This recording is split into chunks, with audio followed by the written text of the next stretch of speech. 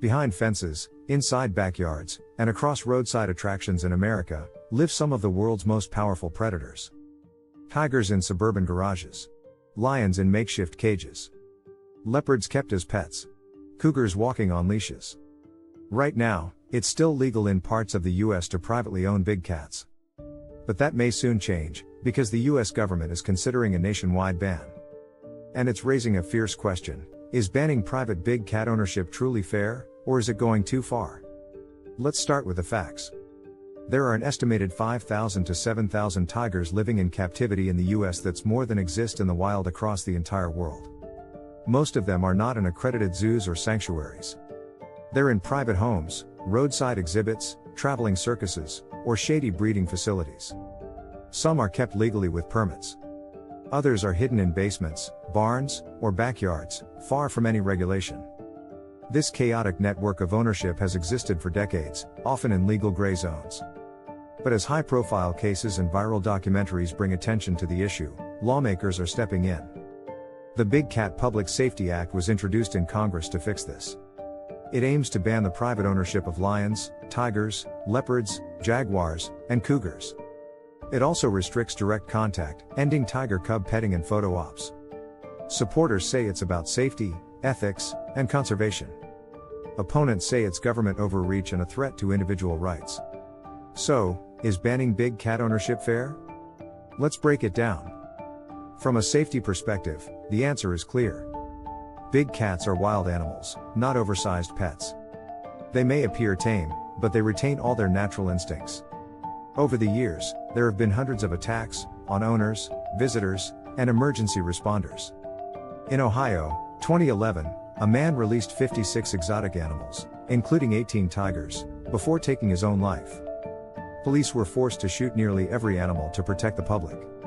It was a tragedy, and a wake-up call. First responders aren't trained to handle apex predators. And if one escapes into a neighborhood or school zone, the risk becomes catastrophic. Now consider the animals themselves.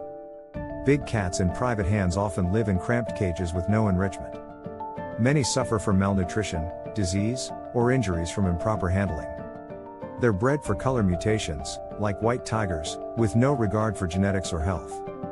Some are declawed, drugged, or abused for public interaction and profit. The USDA inspects facilities, but there are far too many to monitor. And unlicensed owners often operate under the radar, breeding or selling cats illegally.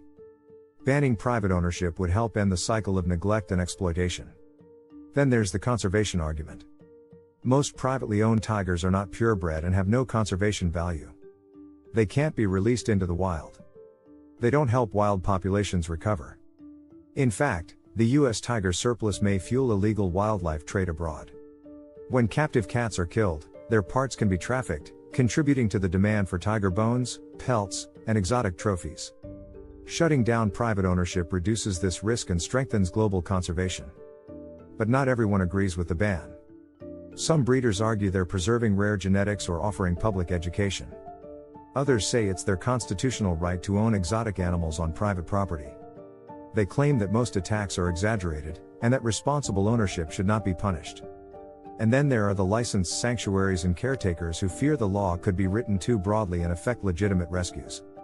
Is it fair to punish responsible keepers because of a few bad actors? Should the government decide what animals people can own on their land? These are real concerns, but here's what the proposed law does. It doesn't shut down zoos, rescues, or reputable sanctuaries.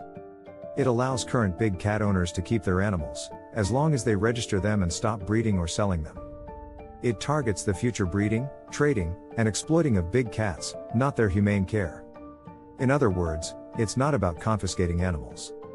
It's about preventing new ones from being born into cages and chaos. It's about stopping cub petting schemes and backyard breeding operations. It's about creating a future where big cats are respected, not reduced to status symbols. So, is it fair? Fair to the animals who've never known freedom or proper care? Fair to the neighbors who live next to a tiger enclosure with no warning? Fair to emergency workers who must respond to an escaped leopard in the suburbs? Fair to the ecosystems endangered by a potential exotic predator release? Or fair to the handful of owners who argue they can do it right? Maybe the bigger question is this: Do big cats belong in cages, or in the wild? Do we keep them for our entertainment, or protect them for their survival? Because true respect for an apex predator isn't about petting it or posing with it. It's about preserving its place in nature, and keeping our distance.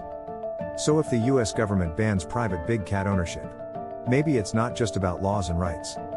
Maybe it's about finally choosing responsibility over thrill. Conservation over control.